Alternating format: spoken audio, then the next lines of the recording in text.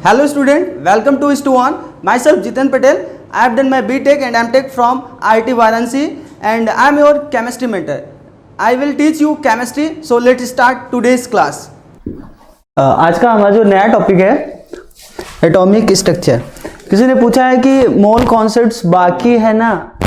देखिए मोल concepts basically mole concept तो खत्म हो चुका है। मोल कॉन्सेप्ट्स में अगर आरसी मुखर्जी अगर आप लोग फॉलो करते होंगे तो उसमें मोल कॉन्सेप्ट एक छोटा सा टॉपिक है, उसके बाद एटॉमिक वेट, मॉलिक्यूलर वेट, फिर उसके बाद एडियोमेट्री है, फिर उसके बाद वॉल्यूमेट्रिक कैलकुलेशन है। तो इन सब में डिवाइड है वो आपका टॉपिक, इन सब में डिवाइड है।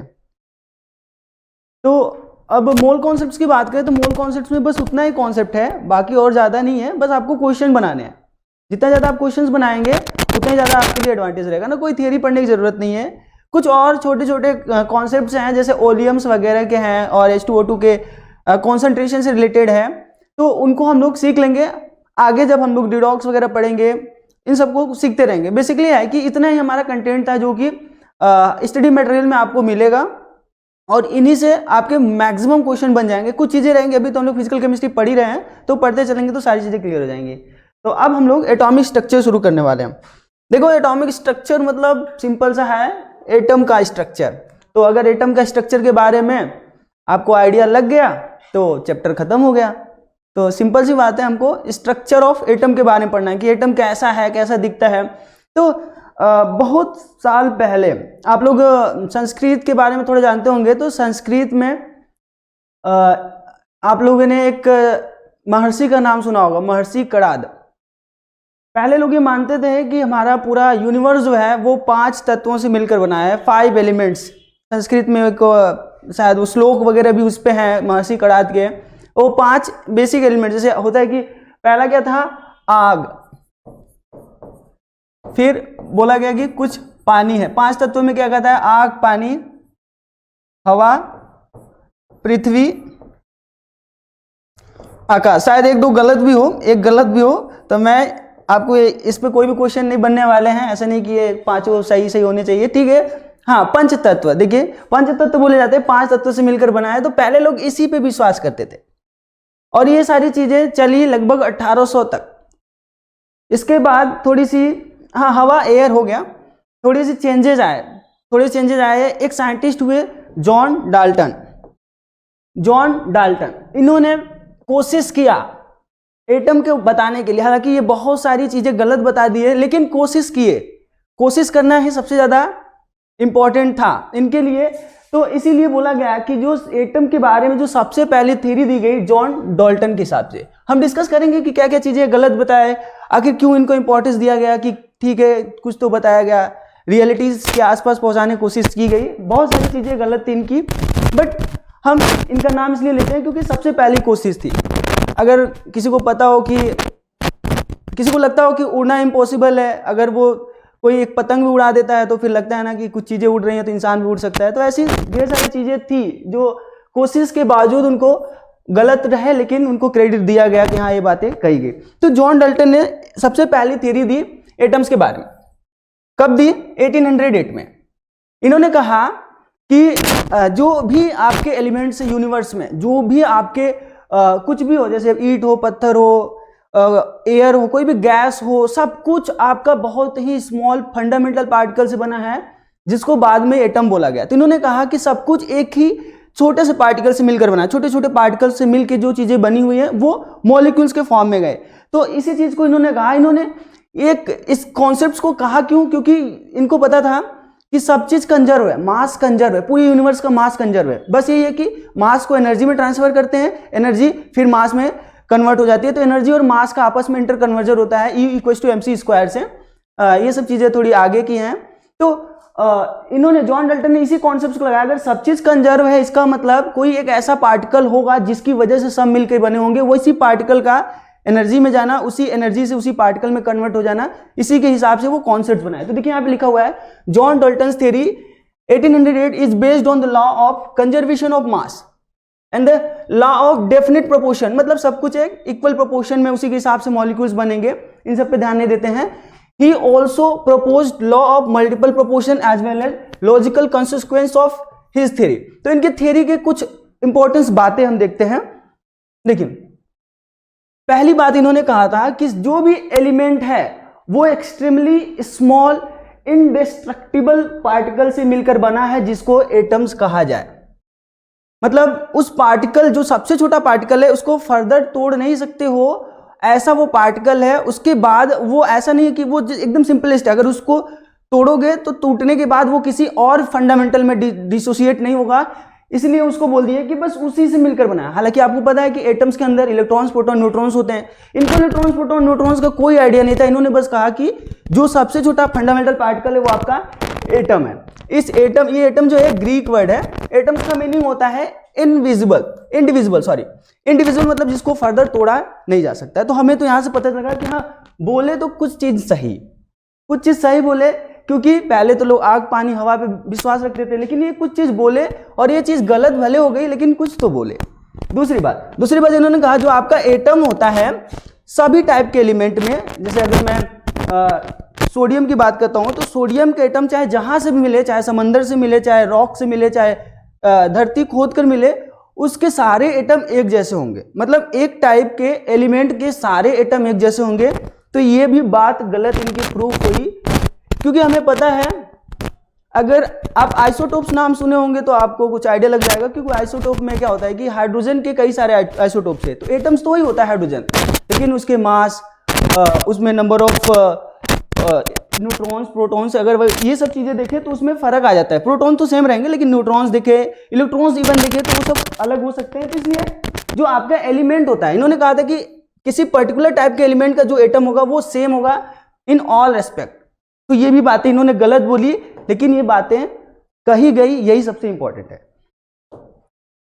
तीसरा बात इन्होंने क्या बोला, इन्होंने कहा कि atom of each elements are ultimate particles have a characteristic mass but are structureless. उन्होंने कहा कि सारे पार्टिकल्स जो होते हैं एटम्स के, उनके पास एक स्पेसिफिक मास होता है, लेकिन उनका स्ट्रक्चर कोई नहीं होता। वो इर्रेगुलर फॉर्म में भी हो सकते हैं, तो ऐसी बात नहीं है, हम उसके स्ट्रक्चर को ही पढ़ेंगे तो ये चीजें आपको समझ में आएंगी।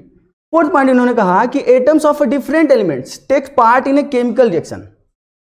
अलग अलग टाइप के एटम केमिकल रिएक्शन में पार्टिसिपेट होते हैं, और वो रिएक्शन जब एटम से पार्टिसिपेट करते हैं रिएक्शन में, तो उस रिएक्शन से मॉलिक्यूल्स बनते हैं। हाँ, ये बात सही थी इनकी, ये बात सही थी। जैसे अगर मैं सोडियम को बोलूं तो सोडियम का एटम और क्लोरीन का एटम रिएक्ट करके NaCl एक मॉलिक्यूल्स बनाता है।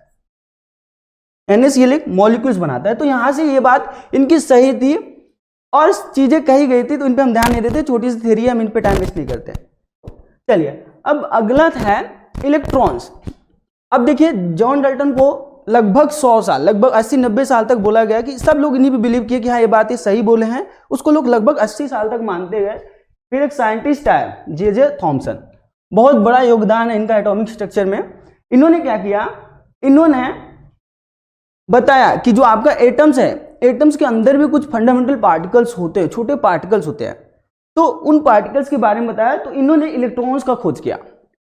इलेक्ट्रॉन्स का खोज किया कब किया, 1897, जबकि जॉन न्यूटन की थ्योरी आई थी 1808 में। लगभग 90 साल तक वो थ्योरी चली। उसके बाद जे थॉमसन ने अपनी इलेक्ट्रॉन्स की डिस्कवरी की, और इसके बारे में बताया कि एटम्स के अंदर भी कुछ छोटे पार्टिकल हैं।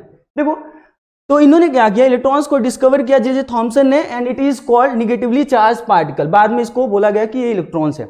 इन्होंने कैथोड रे एक्सपेरिमेंट किया, उसी कैथोड रे एक्सपेरिमेंट से इलेक्ट्रॉन्स की खोज हुई। तो ये सब सारी चीजें लिखी हुई, इन पे हम नहीं जानते हैं, हम सीधी बात करते हैं कि कैथोड रे एक्सपेरिमेंट कैसे हुआ। देखो, कैथोड रे एक्सपेरिमेंट आप लोग बोर्ड में जब पढ़ रहे होंगे, जब 12th में 11th में थे, तब ये आप पढ़े होंगे। स्ट्रक्चर थोड़ा ब्लर है, लेकिन मैं समझा देता हूं आपको क्या है।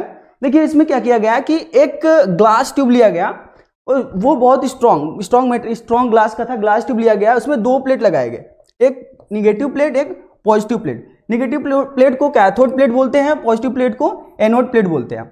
अब इसमें हाई वोल्टेज अप्लाई किया गया, क्योंकि हाई वोल्टेज अप्लाई करने से स्ट्रॉन्ग इलेक्ट्रिक फील्ड क्रिएट करना चाहे। जब स्ट्रॉन्ग इलेक्ट्रिक फील्ड क्रिएट हुआ, तो देखिए क्या हुआ, जब स्ट्रॉन्ग इलेक्ट्रिक फील्ड क्रिएट हुआ, अब ये इस पे निगेटिवली चार्ज पार्टिकल है, इस पे निगेटिव है, ये प्लेट निगेटिव है क्योंकि निगेटिव वोल्टेज से जुड़ा हुआ है, ये पॉजिटिव वोल्टेज जुड़ा हुआ है, तो ये पॉजिटिव प्लेट है, ये पॉजिटिव प्लेट है। अब देखिए, पॉजिटिव प्लेट और ये निगेटिव प्लेट है, ये इनके बीच में हाई वोल्टेज डिफरेंस है, वोल्टेज डिफरेंस लगभग 10⁴ वोल्ट का इसमें वोल्टेज क्रिएट किए। अब क्या हुआ, ये पॉजिटिव प्लेट इस नेगेटिव प्लेट मतलब इसके अंदर इलेक्ट्रॉन्स है। अब इस यहाँ पे पॉजिटिव प्लेट नेगेटिव इलेक्ट्रॉन्स को खींचना शुरू किया, क्योंकि हाई वोल्टेज का वोल्टेज डिफरेंस है। जब इसको खींचना शुरू किया तो यहां से पता लगा कि कुछ छोटे छोटे पार्टिकल्स यहां से निकले और इधर एक फ्लोरोसेंट लगा दिया गया। फ्लोरोसेंट का क्या काम होता है कि फ्लोरोसेंट से अगर कोई भी पार्टिकल टकराता है तो वो चमकने लगता है। तो यहां से ये देखा गया कि जब यहां से कुछ पार्टिकल्स निकले तो इधर जो है फ्लोरोसेंट लगाए थे, फ्लोरोसेंट चमकना शुरू हुआ, चमकना। इसका क्या काम है, इसको एक वैक्यूम पंप लगा दिया, इसमें वैक्यूम कर दिया। वैक्यूम क्यों किया, इन सब चीजों को हम समझेंगे। देखो जब ये यहां से जब इलेक्ट्रॉन्स निकला तो इलेक्ट्रॉन सीधे पॉजिटिव प्लेट की तरफ गए। जब पॉजिटिव प्लेट की तरफ गए तो इधर फ्लोरोसेंट था, फ्लोरोसेंट से स्ट्राइक हुए तो यहां पे चमकना शुरू हुआ। तो वहां से कुछ ऑब्जर्वेशन देखे तो देखो क्या हुआ, जब वैक्यूम लगाया तो इसमें वैक्यूम का क्या काम था, वैक्यूम मतलब इसके अंदर प्रेशर वो बहुत कम करना चाहते थे, लो प्रेशर के लिए। प्रेशर किसकी वजह से जनरेट होता है, गैस की वजह से। जब प्रेशर इसका कम करना चाहे, इसका मतलब इसके अंदर जितनी भी गैस थी उसको वो निकालना चाहे। अब पूरा तो वैक्यूम कर नहीं पाओगे, क्योंकि किसी चीज को आइडियल बनाना लगभग इम्पॉसिबल है। तो ये जितना पॉसिबल था, जितना गैस के मॉलिक्यूल्स निकाल सकते थे उनको निकाले, उसको वैक्यूम करने की कोशिश किए और लो प्रेशर उसकी वजह से जनरेट किए। तो जब इलेक्ट्रॉन्स यहां से निकले पॉजिटिव प्लेट की तरफ गए तो इस पॉजिटिव प्लेट की तरफ से जब आए तो यहाँ पे फ्लोरोसेंट लगा हुआ था, यहाँ से चमक आया। ये चमक आया तो यहाँ से उन्होंने ऑब्जर्व किया कि हाँ कोई ऐसा चीज है जो यहाँ से इस प्लेट से निकला है और इस इधर की तरफ मूव किया है, क्योंकि बीच में तो गैस के मॉलिक्यूल्स बहुत ही कम थे और चमक बहुत ज्यादा था। तो उन्होंने कुछ ऑब्जर्व किया, और ऑब्जर्व किया तो पहले ऑब्जर्वेशन बताया, फिर उसके बाद बताया कि एक्चुअली हुआ क्या होगा ना। तो चलो इन सब चीजों को देखते हैं। अगर इसको वैक्यूम क्यों किया, अच्छा हमने यहाँ पे बोला ना लो प्रेशर क्रिएट करने के लिए उसको वैक्यूम किया। अगर वैक्यूम नहीं किए होते तो क्या होता, मान लीजिए इसमें गैस के मॉलिक्यूल्स रहते, जब गैस के मॉलिक्यूल्स रहते तो हो सकता था गैस के मॉलिक्यूल्स भी आयोनाइज हो जाए, गैस के मॉलिक्यूल्स भी आयोनाइज हो जाए। अगर गैस के मॉलिक्यूल्स आयोनाइज हो जाएंगे तो गैस के मॉलिक्यूल्स भी मूव कर सकते हैं। तो वहां से तो हमें लगता है कि गैस के मॉलिक्यूल्स मूव कर गए, लेकिन हमें तो डिस्कवरी था कि एटम्स के अंदर कुछ ऐसे पार्टिकल हैं या नहीं, इसीलिए इन्होंने इसको वैक्यूम किया। वो चाह रहे थे कि एटम से अंदर से अगर कुछ निकला तभी जाके यहाँ पे चमक क्रिएट होगा। समझ में आई बात है। तो देखिए ये पहले तो कैथोड रेज, तो ये इसको कैथोड रेज क्यों बोला गया, क्योंकि ये कैथोड प्लेट से निकला इसलिए इसको कैथोड रेज बोला गया। तो इसीलिए इसका नाम कैथोड रेज पड़ा, बाद में इसी को इलेक्ट्रॉन्स के नाम से जाना गया ना। देखो पहला पॉइंट उन्होंने क्या ऑब्जर्व किया, उन्होंने देखा जो कैथोड रेज निकली, कैथोड प्लेट से जो रेज निकली वो सीधे चल रही थी, स्ट्रेट लाइन में चली। आखिर इसको कैसे कह सकते हैं कि वो स्ट्रेट लाइन में चली। देखिए इस एक्सपेरिमेंट में क्या था, अगर इस एक्सपेरिमेंट में यहां पे कोई चीज रख देते हैं बहुत ही लाइटर, चलो मान लो जो एक पंखे टाइप का हम चीज रख देते हैं जो घूम सकता है, जो घूम बहुत ही लाइटर, तो क्या हुआ अगर वो स्ट्रेट चल रही हैं तो इसका इमेज, अगर लाइट क्या है, लाइट स्ट्रेट चलती है तो किसी भी चीज का उसके पीछे उसका इमेज रेगुलर बनता है। ऐसे नहीं कि अगर इंसान खड़ा है तो किसी पेड़ का इमेज बन जाए, नहीं, क्योंकि जिस शेप का इंसान रहेगा उसके पीछे वैसा ही शेप का इमेज बनेगा। तो यहाँ पे जिस शेप का ऑब्जेक्ट रखा गया उसका वैसा ही इमेज इसके पीछे बना। इसका मतलब सिंपल सा है कि वो स्ट्रेट लाइन में चल रही थी और रेगुलर रेज थी। तो यहाँ से वो ये कंक्लूजन निकाले कि कैथोड रेज सीधे चल रही है। दूसरा इन्होंने कंक्लूजन निकाला कि cathode rays produces mechanical effect. Mechanical मतलब जो आप फिजिक्स में पढ़ते हो, मास वेलोसिटी वाला कॉन्सेप्ट, तो मैकेनिकल इफेक्ट यहाँ से प्रोड्यूस हो रही थी। मैकेनिकल इफेक्ट कहने का मतलब कि वहां पे अगर लाइट ऑब्जेक्ट जैसे पंखा कोई रख दिया जाता है बहुत ही हल्का, तो वो उसको रोटेट कर दे रही थी।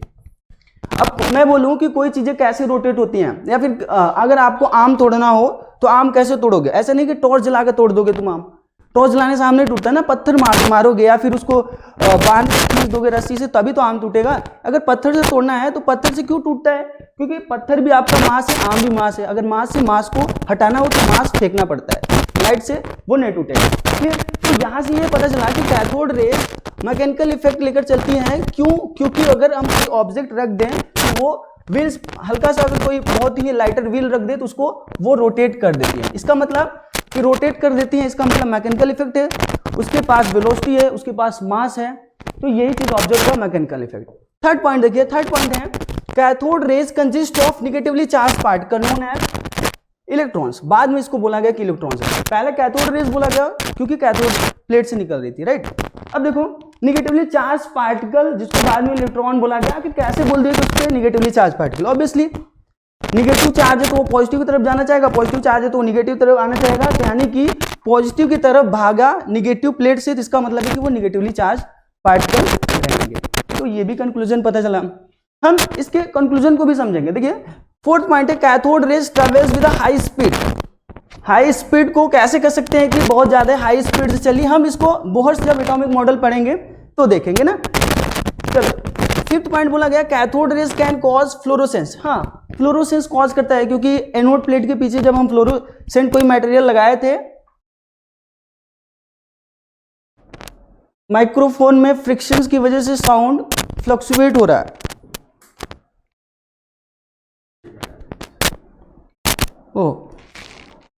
ओके, अब शायद सही हो जाएगा। देखिए cathode rays can cause fluorescence, तो ये इसका तो कॉन्सेप्ट सिंपल सा था। फ्लोरोसेंट, अगर कोई एनोड प्लेट के पीछे कोई फ्लोरोसेंट मटेरियल रख दे तो वहां से हमें चमक मिल रही थी। और फिफ्थ पॉइंट है, ये छोटे छोटे पॉइंट है, मैं स्किप भी कर सकता हूं, एक बार देख लीजिए in short. Cathode rays hit the object on which they falls due to the transfer of kinetic energy to the object. Cathode rays hit the object, मतलब कोई भी ऑब्जेक्ट रखा गया है, अगर उससे टकराती है तो उसको हीट कर देती है, वो उसमें उसको गर्म कर देती है। क्यों? क्योंकि उसके पास काइनेटिक एनर्जी है। अब अगर वो काइनेटिक एनर्जी, कोई भी पार्टिकल किसी से टकराता है और अगर उसकी काइनेटिक एनर्जी लूज हो रही है तो दूसरे को काइनेटिक एनर्जी मिल रही होगी। अगर वो मूव नहीं कर पा रहा है तो उसके हीट के फॉर्म में जाएगा वो। तो ये चीज हुआ। और एट पॉइंट है cathode rays possesses ionisation power, they ionise the gases. अगर इनके बीच में कोई गैस डाल दिया जाए, इस ट्यूब के बीच में कैथोड रेज के जहां से जनरेट हो रही, तो वहां पे कोई गैस डाल दिया जाए तो उस गैस को आयनाइज कर देते हैं। तो ये सब सारी चीजें हैं प्रॉपर्टीज ऑफ कैथोड रेज की। अब देखिए कैथोड रेज का ये, और देखिए यहां पे एक टर्म है सेंटिलेशन। सेंटिलेशन का मीनिंग होता है कि अगर किसी फोटॉन्स, कोई हाई फ्रीक्वेंसी का फोटॉन्स है, अगर उसको किसी ट्रांसपेरेंट मटेरियल से पास करें तो वो डिस्क्रीट हो जाता है, मतलब छोटे छोटे एनर्जी के पैकेट वाले फोटोन में कन्वर्ट हो जाता है। तो ये प्रॉपर्टी कैथोड रेज रखती हैं। They can penetrate through thin metallic sheets. हाँ, इस चीज को भी देखेंगे। They the nature of these rays does not depends upon the nature of gas. और देखिए ये सबसे ज्यादा इंपॉर्टेंट ये पॉइंट है, कैथोड रेज का जो प्रॉपर्टीज है, जैसे कि यहां पे लिखा है the nature of the rays does not depends upon the nature of gas. वहां पे कोई गैस नहीं था, गैस की वजह से वो रेज नहीं निकला है, वो प्लेट की प्रॉपर्टीज, प्लेट में जो इलेक्ट्रॉन्स थे उसकी वजह से वो रेज निकला है। तो वो इलेक्ट्रॉन्स की प्रॉपर्टी है, इसलिए इलेक्ट्रॉन्स की प्रॉपर्टी होने की वजह से गैस कुछ भी रहे, कैथोड रेज की प्रॉपर्टीज वही रहेगी। कैथोड रेज क्या है? बेसिकली इलेक्ट्रॉन्स है। जब कैथोड रेज बेसिकली इलेक्ट्रॉन्स है तो गैस की प्रॉपर्टी उस प्लेट के मटेरियल पे डिपेंड नहीं करेगा, क्योंकि सारे इलेक्ट्रॉन्स एक जैसे माने गए हैं अभी तक। क्लियर? तो अगला पॉइंट देखते हैं। अब देखिए यहां से कुछ प्रॉपर्टीज हम लोग देख लेते हैं। सॉरी, प्रोटॉन्स की डिस्कवरी को, वही था कैथोड रेज में इलेक्ट्रॉन्स की डिस्कवरी हुई। अब प्रोटॉन्स की डिस्कवरी, देखो प्रोटॉन्स की डिस्कवरी को गोल्डस्टीन ने किया। जैसे ही कैथोड रेज की जो डिस्कवरी थी कैथोड की, कैथोड की डिस्कवरी किया था, इलेक्ट्रॉन्स की डिस्कवरी जे थॉमसन ने किया था। जे थॉमसन ने डिस्कवरी इलेक्ट्रॉन्स की कर दी, लेकिन उनको एक और आइडिया था, उन्होंने प्रोटॉन की डिस्कवरी क्यों नहीं कर पाए? देखिए मैं बताता हूं। अब कैथोड रेज की डिस्कवरी हो चुकी थी, अब क्या है, अगर प्रोटॉन्स की डिस्कवरी करने के लिए थॉमसन को आइडिया लग गया था कि एक ऐसा और पार्टिकल है जो कि इलेक्ट्रॉन्स के अपोजिट नेचर का है, क्योंकि उन्हें पता था कोई भी मॉलिक्यूल्स अगर न्यूट्रल्स है, कोई भी मॉलिक्यूल्स अगर न्यूट्रल्स है तो न्यूट्रल मॉलिक्यूल्स के अंदर अगर कोई निगेटिवली चार्ज है तो ऑब्वियसली कोई पॉजिटिवली होगा, तो अभी तो ओवरऑल न्यूट्रल मॉलिक्यूल्स वो बनेगा या फिर न्यूट्रल एटम बनेगा। तो निगेटिवली चार्ज के डिस्कवर तो थॉमसन साहब कर दिए, लेकिन उन्हें तो आइडिया लग चुका था कि अगर एटम्स न्यूट्रल है तो इसका मतलब कोई पॉजिटिव चार्ज भी रहेगा, तो पॉजिटिव चार्ज की वो डिस्कवरी करने में लग गए। तो कभी कैथोड को चेंज करते, कभी एनोड को चेंज करते, कभी वोल्टेज चेंज करते, कभी वैक्यूम कर देते। तो इन सब चीजों को वो करते गए, लेकिन वो डिस्कवरी नहीं कर पाए, क्योंकि उन्होंने एक चेंज नहीं किया। उन्होंने क्या चेंज नहीं किया? उन्होंने इसके अंदर गैस के मॉलिक्यूल्स को नहीं लिया, लाइटर गैस को नहीं लिया। क्योंकि हमें पता है, अभी अभी तो हम अवेयर हो गए, हमें पता है कि प्रोटॉन्स मूव नहीं करते हैं, इलेक्ट्रॉन्स मूव करते हैं। अगर ये चाह रहे थे कि पॉजिटिव चार्ज मूव करे, पॉजिटिव चार्ज तो मूव करेगा नहीं, तो मूव कौन करेगा, मूव कौन करेगा? तो वो पॉजिटिव चार्ज को मूव करवाना चाह रहे थे, तो पॉजिटिव चार्ज मूव नहीं किया, इसलिए प्रोटॉन की वो डिस्कवरी नहीं कर पाए। उनसे आगे निकल गए गोल्डस्टीन साहब। गोल्डस्टीन साहब ने क्या किया, उन्होंने गैस भर दिया, इस ट्यूब में गैस भर दिया और इसको परफोरेटेड कर दिया। ये देख रहे थे कि क्या मॉलिक्यूल्स भी मूव करते हैं, क्या कोई गैस का एटम्स भी मूव करता है क्या? हाँ, एकदम सेम चीज वही इन्होंने किया। और जब एटम्स का मूवमेंट हुआ तो उन्होंने ऑब्जर्व किया कि एटम्स जो है अगर वो मूव कर रहा है तो इसका मतलब, यहां से अगर हम देखिए क्या किया, पहले इनके सेटअप को समझते हैं, फिर हमें आइडिया लग जाएगा कि ये क्या थे वो। देखो इन्होंने क्या किया कि कैथोड और एनोड तो वैसे ही लिया, एक वैक्यूम भी पंप भी लगाया, लेकिन इसमें क्या था, वो पूरे तरीके से वैक्यूम करने की कोशिश नहीं किए। इसमें उन्होंने हल्की गैसेस भर दी, जैसे हाइड्रोजन हो गया, हल्की गैस भर दी। हल्की गैस क्यों भरे? क्योंकि जो चीज हल्का रहता है उसका मूवमेंट होने का अच्छा चांस रहता है ना। अब भारी आदमी तो तेजी से दौड़ नहीं सकता, तो हल्की गैसेस भर दी। जब हल्की गैसेस भरे हाइड्रोजन इसमें, अब क्या हुआ, ये आपका एनोड, सॉरी ये आपका कैथोड है, ये आपका एनोड है, सेम चीज। इसमें भी एनोड प्लेट कैथोड प्लेट रहेगा। ये आपका कैथोड प्लेट है, ये आपका एनोड प्लेट है। कैथोड प्लेट को निगेटिवली चार्ज किए, इसको पॉजिटिवली चार्ज किए और हाई वोल्टेज अप्लाई किए। प्रेशर बहुत ही कम इसमें भी है, लेकिन रिलेटिवली ज्यादा, क्योंकि इसमें गैस के मॉलिक्यूल्स है, समझ में आई? इसमें गैस के मॉलिक्यूल्स है। अब क्या हुआ, जब इसको आयोनाइज कर, जब हाई वोल्टेज अप्लाई किए तो फिर से इलेक्ट्रिक फील्ड क्रिएट हुआ। इलेक्ट्रिक फील्ड क्रिएट हुआ तो अगर इसमें हाइड्रोजन के एटम्स है, चलिए मान लीजिए ये सब हाइड्रोजन के एटम है, सॉरी इधर हाइड्रोजन नहीं भरते, कहीं भी वैसे भर सकते हैं आप। हाइड्रोजन परफोरेटेड है तो मूव तो होता ही रहेगा हाइड्रोजन।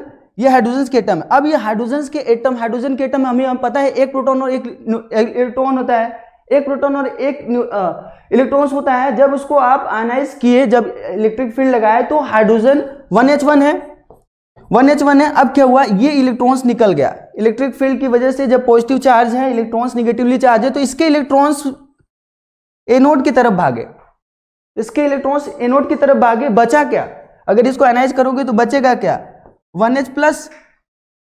1h प्लस क्या है, न्यूक्लियस ही तो है, बस न्यूक्लियस ही बचा, इलेक्ट्रॉन्स चला गया।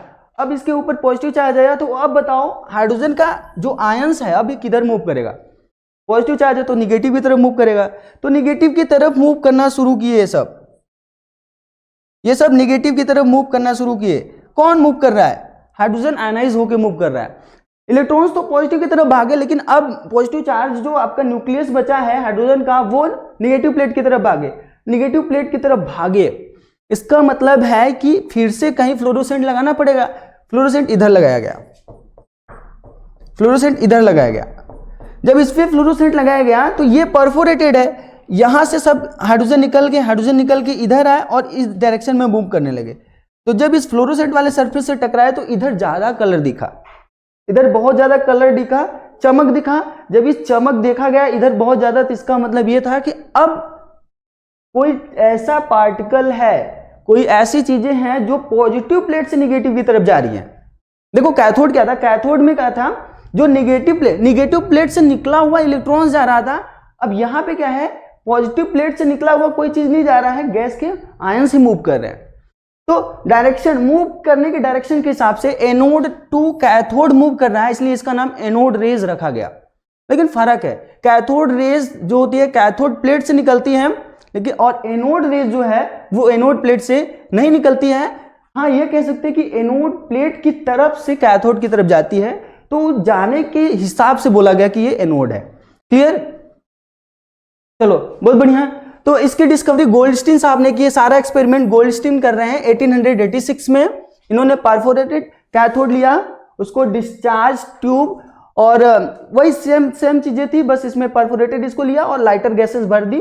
प्रेशर थोड़ा सा ज्यादा रहेगा क्योंकि गैस इसमें भरे गए हैं।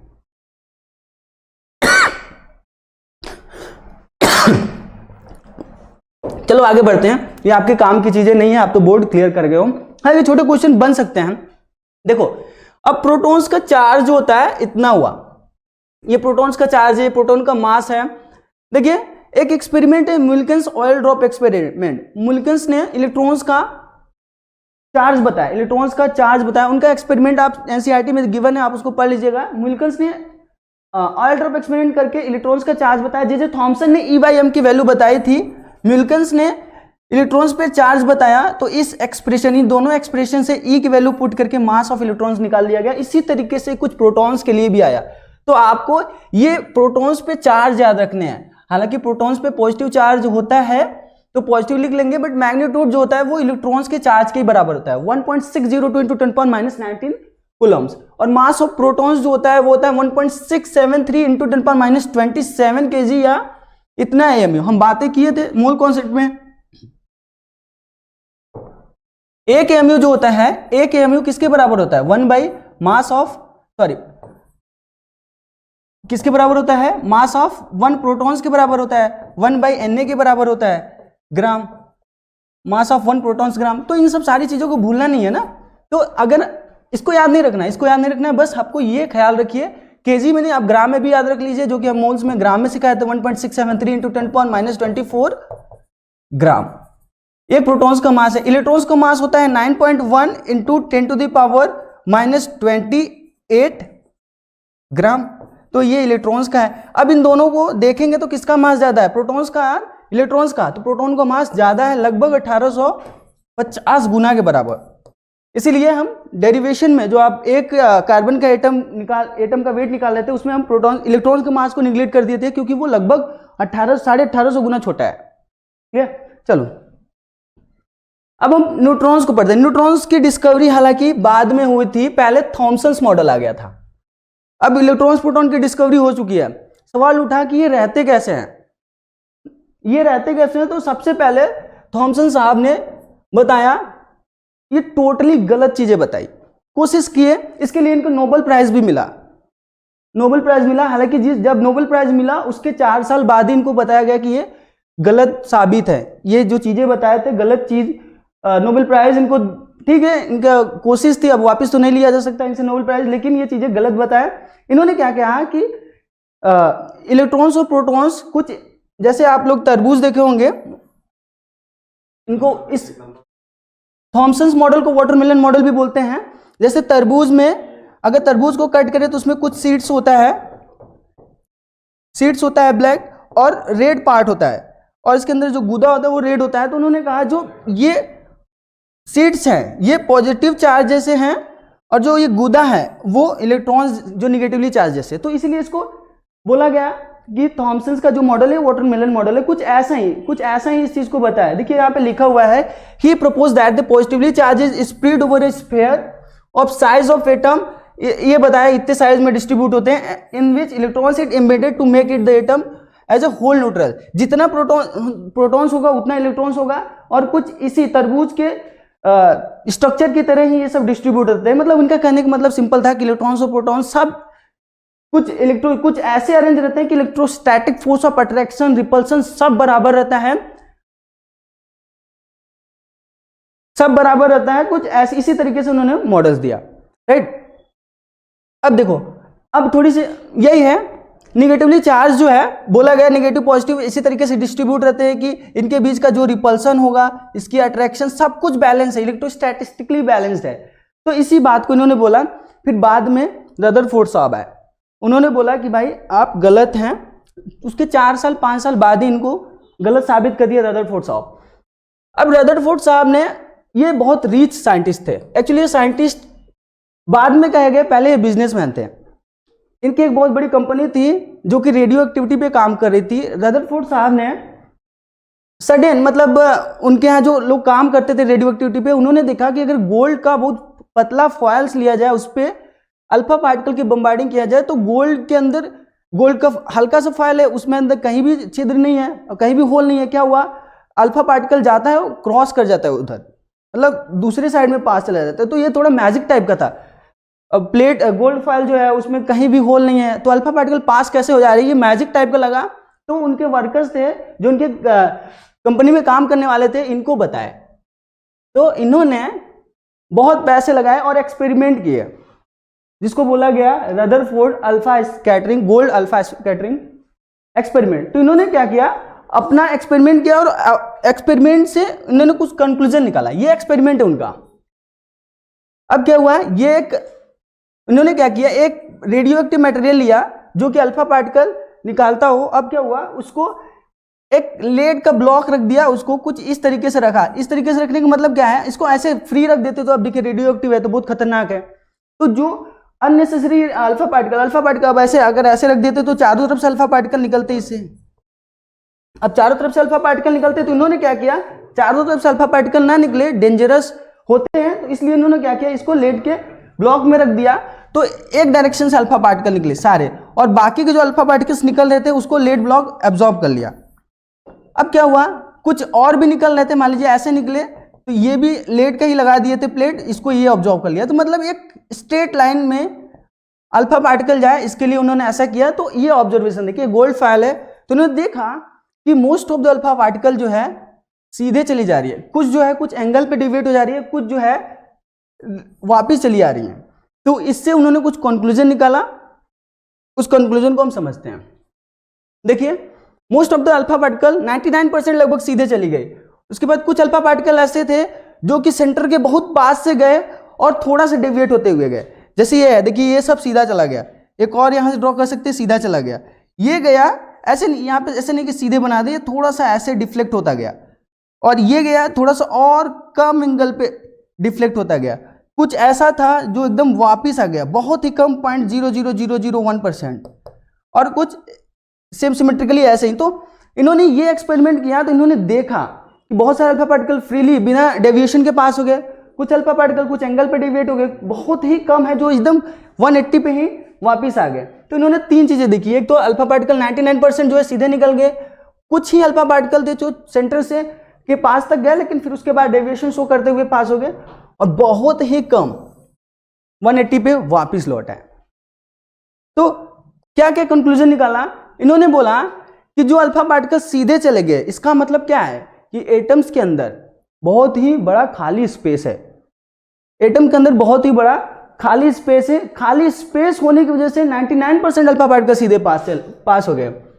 दूसरा इन्होंने कहा कि जो डेविएशन देखा गया सेंटर के पास तक जाते हुए, कुछ अल्फा पार्टिकल थे वो हल्के से एंगल पे डेविएट होकर चले गए, तो उससे वहां से पता लगा कि कोई तो पॉजिटिवली चार्ज्ड है, कोई तो पॉजिटिव चार्ज है जिसकी वजह से वो डिफ्लेक्ट होते गए। क्योंकि अल्फा पार्टिकल क्या है, अल्फा पार्टिकल भी पॉजिटिव है। अल्फा पार्टिकल होता है हीलियम का न्यूक्लियस 2He4, हीलियम का न्यूक्लियस, इसमें से सारे इलेक्ट्रॉन्स निकाल दो, अल्फा पार्टिकल बन गया।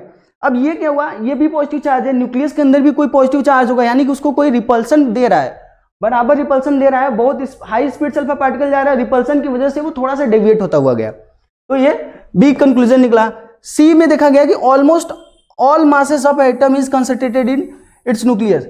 अब देखिए, अगर बोला जाए कि साइकिल और ट्रेन का एक्सीडेंट होगा तो कौन पीछे हो जाएगा, मतलब कौन किसकी ज्यादा नुकसान होगा, तो साइकिल को ऑब्वियसली, क्योंकि ट्रेन का मास बहुत ज्यादा है, वेलोसिटी भी बहुत ज्यादा है। हालांकि अगर साइकिल के स्पीड से भी ट्रेन चले तो भी आपका साइकिल को ही नुकसान होगा। तो इसका मतलब है कि जो चीज वापिस जा रही है, अल्फा पार्टिकल वापिस जा रहा है, अल्फा पार्टिकल ही टकरा के वापिस आया, इसका मतलब है कि न्यूक्लियस जो होगा वो बहुत ही ज्यादा डेंसर होगा। अगर न्यूक्लियस हल्का होता तो न्यूक्लियस को टकराने से न्यूक्लियस को बाहर फेंक देता वो, तो न्यूक्लियस नहीं गया, आपका अल्फा पार्टिकल ही वापिस हो रहा है। इसका मतलब है कि जो आपका एटम्स के अंदर डेंसर पार्टिकल है, जो पॉजिटिव पार्टिकल है, वो बहुत ही ज्यादा कॉन्सेंट्रेटेड है, बहुत ही ज्यादा हैवी वेट का है। इसको बाद में न्यूक्लियस बोला गया, इसलिए बोला जाता है कि रदरफोर्ड ने ही न्यूक्लियस का डिस्कवरी किया। और देखिए, the size of and the volume of nucleus is a very small as compare to the total size of volume of atom. हाँ, बहुत ज्यादा खाली स्पेस है, बहुत ज्यादा खाली स्पेस है, बहुत ही कम छोटा सा पार्ट है जो कि बहुत ज्यादा डेंसर है और उस एटम के अंदर है जिसको न्यूक्लियस बोलते हैं। अगर इसको रिलेट करेंगे तो अगर आप एक मटर का पी होता है ना, पी मटर के एक दाने को ले लें, अगर उसको रख दें फुटबॉल के ग्राउंड में, तो जो मटर का दाना अगर उसको न्यूक्लियस माने तो फुटबॉल का जो ग्राउंड है उसका पेरीमीटर, उसके चारों ओर पहला इलेक्ट्रॉन चक्कर लगाता है। सोच लीजिए, ऐसे रिलेट कर सकते हैं कितना बड़ा गैप है, कितना बड़ा गैप है। ये छोटा सा, चलो फुटबॉल भी मान सकते हो रफ आइडिया के लिए, तो फुटबॉल जो है आपका न्यूक्लियस है और ग्राउंड का जो पेरीमीटर है वो वहां पे इलेक्ट्रॉन्स घूमता है, तो बाकी की चीजें ये सब खाली स्पेस है, खाली स्पेस है। तो यहां था। अब न्यूट्रॉन्स की डिस्कवरी आई बाद में। न्यूट्रॉन्स की डिस्कवरी वो एक्चुअली जब बेरिलियम पर अल्फा पार्टिकल की बमबारी की गई तो देखा गया कि बेरिलियम ही चेंज हो गया, बेरिलियम चेंज हो गया। स्कैटरिंग एंगल जिस एंगल से वो डेविएट हो रहा है, जैसे कि अगर ये आपका न्यूक्लियस है, ये न्यूक्लियस है, अगर कोई अल्फा पार्टिकल इधर आ रहा है तो जिस एंगल जाना तो चाहिए था इसको सीधा, लेकिन ये डेविएट हो गया, तो ये एंगल जो है ये स्कैटरिंग एंगल है। क्लियर? स्कैटरिंग एंगल ये एंगल है, अगर सीधे गया वापस इसी पे आ गया तो स्कैटरिंग एंगल कितना है 180। तो ये सब सारी चीजें थियरी के हैं, आप इसको पढ़ भी सकते हैं। अब आएगा हमारा थोड़ा कैलकुलेशन वाला। कैलकुलेशन वाला मतलब बहुत आसान ही टॉपिक है ये भी, प्लैंक क्वांटम थ्योरी। यहां से हमारा कैलकुलेशन स्टार्ट होते हैं। प्लैंक क्वांटम थ्योरी, प्लैंक ने कहा कि अगर कोई चीज इलेक्ट्रॉन्स एनर्जी अब्जॉर्ब कर रहा है, कोई एटम एनर्जी अब्जॉर्ब कर रहा है, तो ऐसा नहीं कि सारा एनर्जी अब्जॉर्ब कर लिया, वो एक specific amount of energy absorb करेगा, rest of the energy emit कर देगा। तो इसी चीज को इन्होंने बोला, इन्होंने ब्लैक बॉडी रेडिएशंस को ऑब्जर्वेशन में लिया और उसके बाद इन्होंने अपने कुछ कॉन्सेप्ट दिए। इन्होंने कहा कि अगर कोई रेडिएशन है, उसकी फ्रीक्वेंसी म्यू हुआ है, तो उसकी energy directly proportional to energy होता है। Energy is directly proportional to frequency of radiation. अगर प्रोपोर्शनलिटी को हटाएं तो एनर्जी इक्वल टू होता है एच म्यू। एच जो है प्लैंक कांस्टेंट बोला गया, एच को ही प्लैंक कांस्टेंट बोला गया। तो आपको ये इक्वेशन याद रखना है। बाकी का जो थ्योरी है, थ्योरी से अब आपको मतलब भी नहीं है, आप लोग 12th पास हैं तो ये सारी चीजें पढ़ सकते हैं। और ये एच की वैल्यू जो ये प्लैंक कांस्टेंट है, इसकी वैल्यू याद रखिए, इसकी वैल्यू होती है 6.626 इंटू 10⁻34 जूल सेकेंड। यूनिट भी ख्याल रखिएगा, जूल सेकेंड। कभी कभी अर्ग वाली यूनिट दी रही होती है, जूल जो होता है एमकेएस वाली यूनिट है, जूल सेकेंड। अर्ग वाली यूनिट जो होती है वो सीजीएस होती है। आपको एक रिलेशन याद रखना है, 1 जूल में 10⁻7 अर्ग के बराबर होता है। तो अर्ग, अगर जूल को अर्ग से रिप्लेस करना चाहेंगे तो 10⁻7 से मल्टीप्लाई करेंगे तो इसकी वैल्यू हो जाएगी 6.626 इंटू 10⁻27। तो आपको एक डेटा याद रखना है एमकेएस वाली और ये रिलेशन याद रखना है। चलिए क्वेश्चंस बनाते हैं। क्वेश्चंस बनाइए। पहला क्वेश्चन सिंपल है, एच म्यू लगाना है। एनर्जी ऑफ एनी रेडिएशन और any light is directly proportional to its frequency. Planck constant की वैल्यू याद रखिए और आंसर बताइए। Calculate the energy of per moles of photons of electromagnetic radiation of wavelength this much. देखिए frequency क्या होती है, फ्रीक्वेंसी होती है, फ्रीक्वेंसी इक्वल टू होता है c बाई लैम्डा। एनर्जी का फॉर्मूला था E equal to h nu, या फिर आप कह सकते हो एच सी बाई लैम्डा। ये रिलेशंस याद रखिए। चलिए क्वेश्चन बनाइए।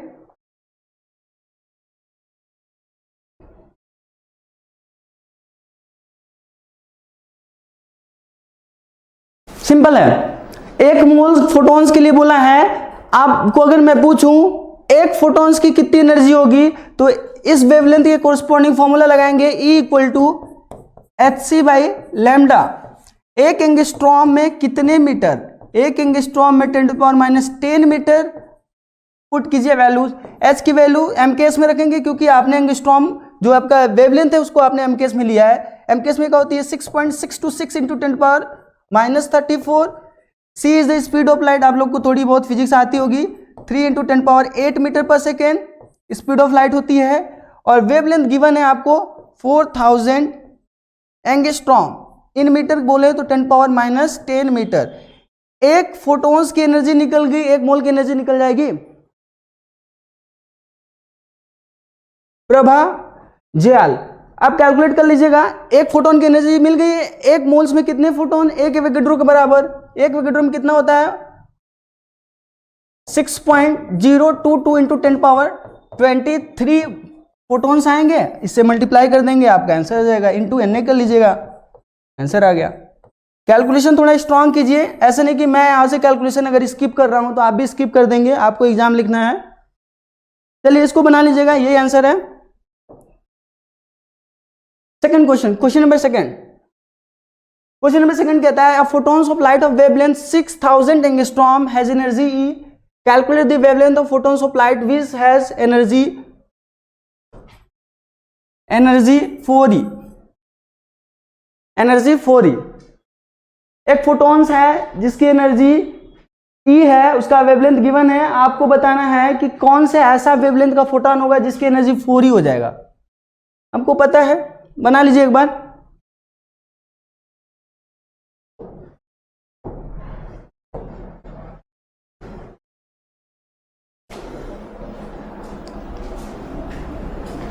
जल्दी से बनाइए। अंशिका सिंह,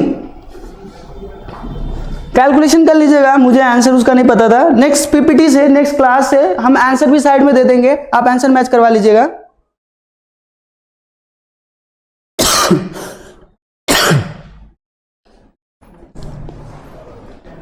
वन 110 एंगस्ट्रॉम या 1T0, प्रभा जयाल। चलिए हम लोग देख लेते हैं, आंसर मैच करा लीजिएगा। हमें पता है energy is inversely proportional to wavelength ना, हमें फॉर्मूला पता है ना, E equal to hc by lambda, inversely proportional to wavelength. Wavelength बढ़ेगी, एनर्जी घटेगी फोटॉन्स की, सिंपल है। वैल्यूज पुट कीजिए। अगर मैं पूछूं पहले वाले की एनर्जी E है तो E is directly proportional to 1/600 angstrom, 6000 angstrom.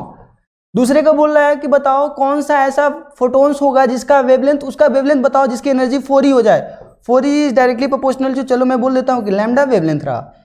Relate कीजिए, आंसर मिल जाएगा आपको। डिवाइड कर दीजिए दोनों क्वेश्चन को, 1/4 equal to lambda by 6000। Lambda की वैल्यू आ गई, लैम्डा इक्वल टू 1500 एंगस्ट्रॉम।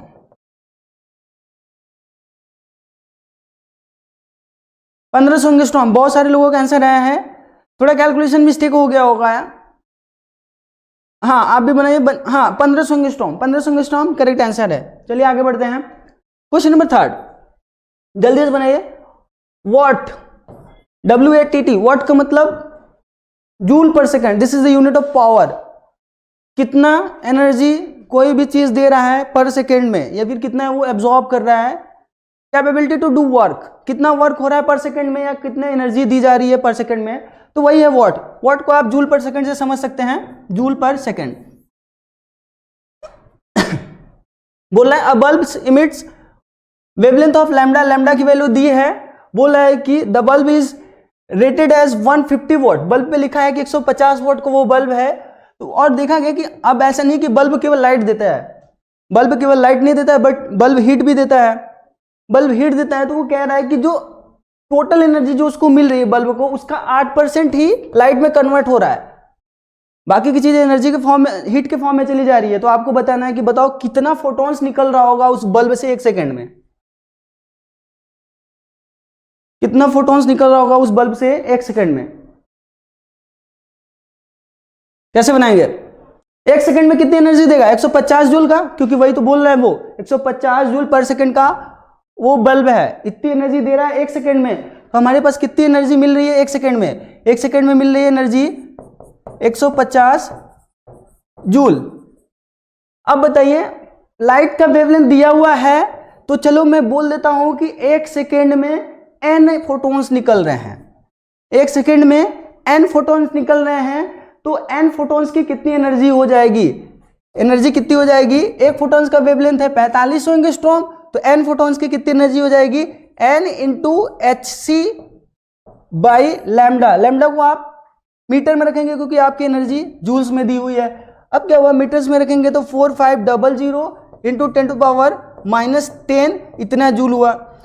अब ये क्या है, ये 150 जूल, उस पर लिखा हुआ है 150 जूल पर सेकेंड वो दे रहा है, तो 150 जूल ये इसके बराबर नहीं होगा। 150 का 8%, क्योंकि 8% तो है लाइट के फॉर्म में, तो 150 का 8% जो है वो गया फोटॉन्स की एनर्जी में, जो कि लाइट के फॉर्म में गया, वो है NHc by 4500 into this is 5 into 10⁻⁻10। यहां से इक्वेट करके आप n की वैल्यू बता सकते हैं। h की वैल्यू पता है, c पता है, n अननोन है, आप बता सकते हैं।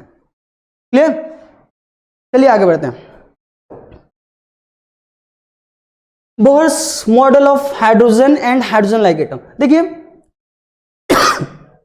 सबसे इंपॉर्टेंट है ये, इस पे फॉर्मूला बेस्ड क्वेश्चन होते हैं, लेकिन फॉर्मूले आए कहाँ से उसको भी समझना है, क्योंकि अगर एडवांस में क्वेश्चन फॉर्मूला बेस्ड ना पूछ के उसके डेरिवेशन से पूछ लेता है, कैसे जहां से वो डेरिवेशन हुआ था वहां से वो क्वेश्चन पूछ सकता है, इसलिए आपको डेरिवेशन समझना है। तो बोहर साहब ने सीधा बताया, बोहर साहब ने एक्चुअली क्या किया, बोहर साहब ने ये बताना चाहा कि कोई भी इलेक्ट्रॉन्स की कितनी स्पीड है किसी भी गिवन ऑर्बिट में, कोई भी इलेक्ट्रॉन्स का कितना एनर्जी है किसी भी गिवन ऑर्बिट में, कोई भी इलेक्ट्रॉन्स का जिस ऑर्बिट में घूम रहा है उस ऑर्बिट का रेडियस का, इन सारी चीजों को बताया। कोई भी इलेक्ट्रॉन्स का कितना टाइम लग रहा है एक रिवॉल्यूशंस करने में, ये सब सारी चीजों को उन्होंने बताया। तो इन सबको बताने से पहले बोहर साहब ने सिंपल सा बात कह दिया कि सारे के लिए मैं नहीं बता पाऊंगा, किसके लिए बता पाऊंगा, कैसे, जो एटम्स हाइड्रोजन हो या फिर हाइड्रोजन लाइक एटम हो। सिंपल सी बात है कि वो एटम्स के लिए बताएंगे जिसमें केवल एक इलेक्ट्रॉन्स हो, केवल एक इलेक्ट्रॉन्स वाले स्पीसीज। जैसे एक इलेक्ट्रॉन्स वाले स्पीसीज क्या है, हाइड्रोजन है, हाइड्रोजन, उसके बाद क्या है, लिथियम +1 है, लिथियम है, बेरिलियम है, बेरिलियम +2 है। तो ऐसे जिनमें केवल एक इलेक्ट्रॉन्स हो। तो क्यों आखिर ऐसा वो क्यों बोले, क्योंकि अगर दो इलेक्ट्रॉन्स या एक से ज्यादा इलेक्ट्रॉन्स रहेंगे तो उनका electrostatic force of repulsion consider करना पड़ेगा, और हमें किसी पर्टिकुलर टाइम पे एक प्रिंसिपल आगे पढ़ेंगे, हाइजेनबर्ग अनसर्टेनिटी प्रिंसिपल। वो कहता है कि किसी भी मूविंग पार्टिकल का मोमेंटम और पोजीशन एक साथ बताना इम्पॉसिबल है, वो फिक्स नहीं, उसमें अनसर्टेनिटी रहेगी ही। तो इसी कॉन्सेप्ट्स को से वो बचने के लिए, इसी पॉइंट से बचने के लिए उन्होंने एक एटम को लिया और एक इलेक्ट्रॉन वाले स्पीसीज को लिया और उसके लिए वो बताए। तो चलो समझते हैं। देखिए यहाँ पे लिखा है, Niels Bohr propose a model on the basis of Planck idea of quantization of energy and important features of this Planck quantum theory the main postulates इसका हम बता रहे हैं। अब इसके क्या क्या मेन पोस्टुलेट थे। इन्होंने कहा कि कोई भी इलेक्ट्रॉन्स अगर कंटिन्यूअस मोशन कर रहा है न्यूक्लियस के अराउंड, तो वो ऐसा नहीं कि वो कहीं पे भी वो घूम रहा है, वो किसी फिक्स एनर्जी के ऑर्बिटल्स में घूम रहा है, फिक्स एनर्जी के डब्बे में या फिर बोल सकते हो घर में वो घूम रहा है। ऐसा नहीं कि वो रैंडमली कहीं पे वो घूम रहा है। तो उन जो आपके जिस ऑर्बिट्स में वो घूम रहा है, जिस ऑर्बिटल में वो घूम रहा है, उसको स्टेशनरी स्टेट बोलेंगे और वो उसको KLM से रिप्रेजेंट करेंगे। फर्स्ट वाला जो आपका ऑर्बिट होगा वो K होगा, सेकेंड वाला L होगा, M होगा, N होगा, इसी तरीके से होंगे, राइट। अब इसी को K वाला K को बोलेंगे कि फर्स्ट आपका ऑर्बिट है, L को बोलेंगे सेकेंड है। तो 1 2 3 से भी रिप्रेजेंट करते हैं, कहीं कहीं पे KLMN से रिप्रेजेंट करते हैं। तो उसी जो सेल होगा, उसी का जो ऑर्बिट होगा, उसी के लिए आपको radius, velocity, kinetic energy, electrons घूमने वाले का काइनेटिक एनर्जी, टोटल एनर्जी, उसमें घूमते हुए इलेक्ट्रॉन्स का टाइम पीरियड, सारी ऐसी चीज बतानी होगी। तो इसके पोस्टुलेट देखिए। तो इन्होंने कहा था, बोहर साहब ने कहा था कि जैसे जैसे आप न्यूक्लियस से दूर जाओगे, आपका जो ऑर्बिटल्स का होगा, इलेक्ट्रॉन जिसमें घूम रहा है, उस ऑर्बिट की एनर्जी बढ़ती जाएगी। Each stationary orbit is associated with a definite amount of energy। हाँ, अभी हम पहले बात की है कि वो किसी की भी ऐसे रैंडम ऑर्बिट में नहीं घूमते, वो फिक्स ऑर्बिट में घूमते हैं। तो सारे ऑर्बिट्स का वो एनर्जी लेवल होगा, वो फिक्स होगा, definite amount of energy level. And the greater the distance from orbit from the nucleus, जितना ज्यादा न्यूक्लियस से आप दूर जाएंगे उसकी एनर्जी बढ़ती जाएगी। More will be the energy associated. मतलब अगर पहले वाले ऑर्बिट की एनर्जी को E1 बोला जाए तो E1 कम होगा, E2 ज्यादा होगा, उससे ज्यादा E3 होगा, फिर E4 होगा। और ये भी बात बोले कि जैसे जैसे एनर्जी ऑर्बिट से दूरी बढ़ती जाएगी, ऑर्बिट से दूरी बढ़ती जाएगी, उससे एनर्जी उसकी बढ़ती जाएगी। और वो एनर्जी कैसे बढ़ेगी, E directly proportional to -1/n²। हम डिराइव करेंगे सारी चीजों को। -1/n², मतलब अगर n बढ़ेगा तो 1/n घटेगा, जब 1/n घटेगा तो -1/n² क्या होगा, वो बढ़ेगा। तो और जैसे अगर मान लीजिए आपका न्यूक्लियस है, ये फर्स्ट है ऑर्बिट है, ये सेकंड ऑर्बिट है, ये थर्ड ऑर्बिट है, ये फोर्थ है, तो इनका एनर्जी गैप जो होगा ये ज्यादा होगा इससे और ये ज्यादा होगा इससे। मतलब ये गैप जो होगा E2 ज्यादा हो, E2 - E1 ज्यादा होगा E3 - E2 से, और उससे ज्यादा होगा E4 - E3 से। हाँ, हम लोग डेरिवेशंस करेंगे इन सब सारी चीजों का, तो अभी तक के लिए समझ लीजिए। और इन्होंने मोस्ट इंपॉर्टेंट चीज ये बात कही कि किसी भी इलेक्ट्रॉन्स का घूमते हुए ऑर्बिट में जो एंगुलर मोमेंटम होता है वो इंटीग्रल मल्टीपल ऑफ h/2π होता है, h/2π होता है। h/2π अगर मैं बोलूं कोई भी इलेक्ट्रॉन्स का एंगुलर मोमेंटम आपको कैलकुलेट करना है, तो एंगुलर मोमेंटम क्या होता है, फिजिक्स थोड़ा बहुत आती होगी आप लोग को। तो एंगुलर मोमेंटम होता है moment of inertia into angular velocity. Moment of inertia कैसे निकालते हो, अगर कोई भी पॉइंट मास किसी पर्टिकुलर एक्सिस का अबाउट घूम रहा है तो उसका मोमेंट ऑफ इनर्शिया आप कैसे निकालोगे, m r square. M r square moment of inertia निकला। जैसे आपका ये न्यूक्लियस है, इस न्यूक्लियस के चारों ओर इलेक्ट्रॉन्स घूम रहा है, तो इस इलेक्ट्रॉन्स का इनर्शिया इसके अबाउट, क्योंकि यही एक्सिस ऑफ रोटेशन है, इसके अबाउट कितना होगा, m r square. Moment of inertia आपने निकाला। एंगुलर वेलोसिटी क्या होता है, एंगुलर वेलोसिटी होता है u by r, u by r. अगर इन दोनों को मल्टीप्लाई करेंगे तो एंगुलर मोमेंटम क्या होगा, एम वी आर। तो यही एम वी आर जो होता है वो integral multiple of h by 2 होता है। अगर फर्स्ट ऑर्बिट के लिए एंगुलर मोमेंटम निकालेंगे तो M V R equal to h by 2 second के लिए निकालोगे 2h बाई 2 3 के लिए निकालोगे 3h बाई 3 तो इसको ख्याल रखिए, angular momentum is directly proportional to N h by 2 where n is integral multiple of orbit. n मतलब किसी ऑर्बिट्स को बताएगा।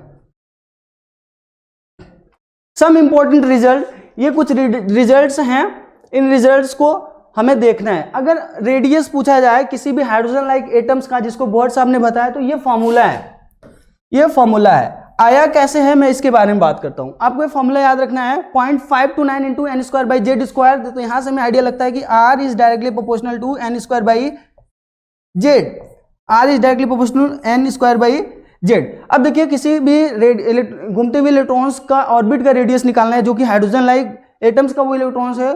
तो चलो मैं बोलता हूं हाइड्रोजन लाइक एटम्स हैं जिसमें n प्रोटॉन्स है। ये न्यूक्लियस है, चलिए मान लीजिए इसमें n प्रोटॉन्स है, इसके चारों ओर आपका इलेक्ट्रॉन्स घूम रहा है, हमें ये रेडियस बतानी है, न्यूक्लियस से कितने दूर के ऑर्बिट पे वो इलेक्ट्रॉन्स घूम रहा है। चलो हम करते हैं, क्या है, अब क्या है, ये घूम रहा है तो इसका मतलब है, फिजिक्स में आप सर्कुलर मोशन पढ़े होंगे तो आपको आइडिया होगा कि घूमने की वजह से एक फोर्स लगता है, सेंट्रीपिटल फोर्स बोलते हैं, जो कि बाहर की ओर हमेशा लगता है। क्योंकि अगर रस्सी टूटती है, अगर पत्थर को बांध के घुमाते हो, रस्सी टूटती है तो पत्थर हमेशा बाहर की तरफ आ जाता है, घुमाने वाले के पास नहीं आता है, तो ये हमेशा बाहर की तरफ लगता है। और ये न्यूक्लियस है, इसमें कितने, मान लीजिए इसका कोई भी हाइड्रोजन टाइप का एटम है जिसमें n प्रोटॉन है, तो इसमें कितने प्रोटॉन्स होंगे, np।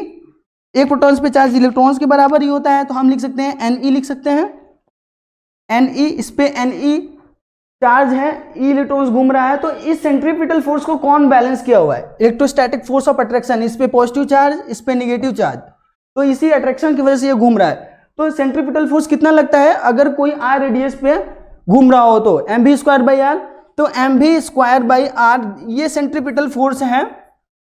इसको कौन बैलेंस किया, इलेक्ट्रोस्टैटिक फोर्स ऑफ अट्रैक्शन, कितना लगेगा, के Q1 Q2 by are square, इलेक्ट्रोस्टैट्स के Q1 कितना है, charge on protons, total charge on protons, Ne, Q2 क्या है, E, के Q1 Q2 by are square. तो देखिए यहां से अगर दो देखा जाए तो एक आर कैंसिल हो जाएगा, तो एक आर मिलेगा आपका कितना, R इक्वल टू के, यहां पे आगे n कर दें, K N K E square by M V square. एक रिलेशन हमको यहां से मिला आर का। अभी तो हमें वेलोसिटी भी नहीं पता है, के पता है, एन पता होगा कि किस एटम का होगा, इलेक्ट्रॉन्स पे चार्ज पता है, मास ऑफ इलेक्ट्रॉन्स पता है, हमें पता क्या नहीं है, हमें पता नहीं है वेलोसिटी। अगर वेलोसिटी मिल जाए या फिर वेलोसिटी एलिमिनेट कर दोगे तो आपका रेडियस मिल जाएगा। चलो हम वेलोसिटी को एलिमिनेट करते हैं। उसके लिए हम क्या करेंगे, उसके लिए हम एंगुलर मोमेंटम की तरफ चलेंगे। एंगुलर मोमेंटम कितना होगा, हमें पता है angular momentum M V R equal to क्या होता है, एन एच बाई 2 पाई। तो यहां से वेलोसिटी कितना आएगा, वेलोसिटी आएगा एन एच बाई, ये पाई है, N H by 2 pi into M into R. अब यहां से वेलोसिटी को इन टर्म्स ऑफ आर आप एलिमिनेट कर दोगे। जब यहां से आप वेलोसिटी को पुट करेंगे आर के टर्म्स में, तो एक ही अननोन होगा जो कि आर होगा, तो आर की वैल्यू यहां पे होगी। और सारे कांस्टेंट को अगर आप इक्वेट करोगे, सारी वैल्यूज पुट करोगे, तो उस कांस्टेंट की ओवरऑल वैल्यू 0.529 आएगा। क्लियर, 0.529 आएगा रेडियस की वैल्यूज। तो आपको ख्याल यही रखना है, ये फॉर्मूला याद रखना है, और आपको याद रखना है कि R directly proportional to N square by Z. देखिए बेसिकली इसका हम लोग यूज इसलिए करेंगे क्योंकि कंपैरिजन दे देता है कि बेरिलियम का है, हाइड्रोजन का है, तो बताओ बेरिलियम के लिए फोर्थ ऑर्बिट का रेडियस क्या होगा, किसी गिवन में रहेगा, तो आप रेशियो कैलकुलेट करने के लिए ये चीज यूज करते रहेंगे। क्लियर, तो रेडियस क्या मिला, 0.529 into N square by Z. Second है वेलोसिटी। अब हमारी रेडियस आ चुकी है, लगाइए मोमेंट एंगुलर मोमेंटम का formula mvr equal to NH by 2 pi. Radius आपको पता है, वेलोसिटी मिल जाएगा, सारे कांस्टेंट को पुट कर देना तो नया कांस्टेंट जो आएगा उसकी वैल्यू है 2.188 into 10⁻6 Z by N. Clear? तो इसको भी ख्याल रखिए, ये वेलोसिटी का है। देखो रेडियस का मिल गया, वेलोसिटी मिल जाएगा, क्योंकि आपको एंगुलर मोमेंटम के बारे में पता है, वो NH बाई 2 पाई के ही बराबर होगा, जिसको बोहर साहब ने बता दिया था पहले। तो यहां से हमें आइडिया लगा कि velocity is directly proportional to Z by N. इसको भी याद रखिए। क्वेश्चन बनाएंगे। अब एनर्जी की बात रही, तो अब कोई भी इलेक्ट्रॉन्स न्यूक्लियस के चारों ओर घूम रहा है तो उसके पास कितने टाइप की एनर्जी? एक तो है इलेक्ट्रोस्टैटिक एनर्जी जो कि पोटेंशियल एनर्जी है, दूसरी एनर्जी घूम रहा है तो काइनेटिक एनर्जी है। तो टोटल एनर्जी क्या होगा? Kinetic energy plus potential energy. Kinetic energy क्या होता है? घूमने की वजह से जो एनर्जी है, हाफ mv²। किसी भी गिवन ऑर्बिट में घूमने वाले इलेक्ट्रॉन का तुम स्पीड निकाल सकते हो, वेलोसिटी पुट करोगे काइनेटिक एनर्जी आ जाएगा। काइनेटिक एनर्जी आएगा। अगर मैं इलेक्ट्रोस्टैटिक एनर्जी निकालूं या कि पोटेंशियल एनर्जी निकालूं तो पोटेंशियल एनर्जी क्या होगा? पोटेंशियल एनर्जी होता है voltage into charge. Potential energy होता है वोल्टेज इंटू चार्ज। वोल्टेज कितना होगा? वोल्टेज क्या होता है? वोल्टेज होगा माइनस ऑफ के एन ई, प्रोटॉन्स की वजह से, प्रोटॉन्स की वजह से जो वोल्टेज आएगा उसको हम कैलकुलेट कर रहे हैं, तो वो क्या होगा? K into N E by R into charge क्या है? इलेक्ट्रॉन्स। माइनस का चार्ज है तो माइनस साइन आ जाएगा। तो यहां से पोटेंशियल एनर्जी के आपको पता है, एन पता होगा किसी भी गिवन एटम के लिए, ई चार्ज है, आर रेडियस है। अगर इन दोनों को इक्वेट कर देंगे आप, इन दोनों को जोड़ देंगे तो टोटल एनर्जी आपका मिल जाएगा। तो ये सब आपको करना नहीं है, ये चीजें मैं बताया कि अगर वेलोसिटी गिवन है तो आप कैसे किसी का काइनेटिक एनर्जी कैलकुलेट करोगे। तो चलिए, अब आपको क्या ख्याल रखना है? आपको ख्याल रखना है फॉर्मूले ख्याल रखने हैं। Total energy equal to kinetic energy plus potential energy, और टोटल एनर्जी का फॉर्मूला यही होता है। टोटल एनर्जी का फॉर्मूला होता है -13.6 Z² by an electron volt. अगर आप इसको जूल में कन्वर्ट करोगे तो इलेक्ट्रॉन के 4 से मल्टीप्लाई कर देना, वो जूल में कन्वर्ट हो जाएगा। तो यहां से हमें आइडिया लगा E is directly proportional to Z² by N. तो हाइड्रोजन के फर्स्ट ऑर्बिट का जो रेडियस होगा उसको बोहर रेडियस बोला जाता है। कभी कभी बोहर रेडियस बोला रहेगा तो आपको समझ जाना है कि हाइड्रोजन का फर्स्ट ऑर्बिट। देखिए एक रिलेशन होता है आपको, ये जो टोटल, ये जो आपने फॉर्मूला सीखा, ये टोटल एनर्जी का है, ये टोटल एनर्जी का formula -13.6 into Z² by N square electrons volt. अब आपको बताना है कि अगर ये आपको वैल्यूज पता है तो कैसे काइनेटिक एनर्जी बताए। देखिए टोटल एनर्जी इक्वल टू होता है माइनस ऑफ के ई, यहाँ पे माइनस लगा लीजिएगा, थोड़ी सी यहाँ पे गलती है, minus of K E, total energy equal to minus of K E equal to potential energy by 2। Total energy आपको पता है क्या होता है? टोटल एनर्जी होता है minus of 13.6 Z² by N square electron volt. आप काइनेटिक एनर्जी इसका निकालने के लिए माइनस से मल्टीप्लाई कर देना, काइनेटिक एनर्जी आएगा, माइनस से मल्टीप्लाई करके हाफ ले लेना, पोटेंशियल एनर्जी मिल जाएगा। क्लियर? तो ये रिलेशन याद रखिएगा। इस पे हम लोग कुछ क्वेश्चंस हैं, जैसे ये क्वेश्चंस है, इस क्वेश्चंस को बना लीजिएगा आप लोग। सिंपल क्वेश्चन है। यहाँ पे क्या है? आयनाइजेशन एनर्जी हाइड्रोजन का दिया हुआ है। आयनाइजेशन एनर्जी मतलब वो एनर्जी जो इलेक्ट्रॉन्स को निकालने के लिए रिक्वायर्ड होती है। तो हाइड्रोजन को निकालने के लिए कौन सी एनर्जी चाहिए? जिस ऑर्बिट्स में वो घूम रहा है। तो 13.6 दिया हुआ है, आपको बताना है हीलियम के लिए। तो हमें पता है हीलियम के लिए अगर मैं एनर्जी निकालूं तो क्या होगा? Energy is directly proportional to Z² by N square. Hydrogen के लिए गिवन है तो इससे मल्टीप्लाई कर देंगे Z² बाई एन स्क्वायर के, तो हीलियम के लिए निकल जाएगा। हीलियम के लिए Z की वैल्यू आपको पता ही है 2, एन की वैल्यू पूछ रहा है कौन सा ऑर्बिट के लिए, what will be the ionisation energy of helium. हाँ, फर्स्ट ऑर्बिट में रहने वाले इलेक्ट्रॉन को आयनाइज कर रहे हैं आप, तो मिल जाएगा हीलियम का। इसी तरीके से लिथियम का भी निकल जाएगा। तो इस क्वेश्चन को बना लीजिएगा। और एक ये भी क्वेश्चन है, 4th Bohr orbit to 2nd Bohr orbit के लिए हीलियम के लिए आपको रेशियो बताना है। तो सिंपल है, रेडियस का रेशियो क्या होता है? ठीक है, उस क्वेश्चन को बना लीजिएगा। On is to on, study is always on. Concepts के बेहतर रियलाइजेशन के लिए इज टू ऑन पर बने रहिए।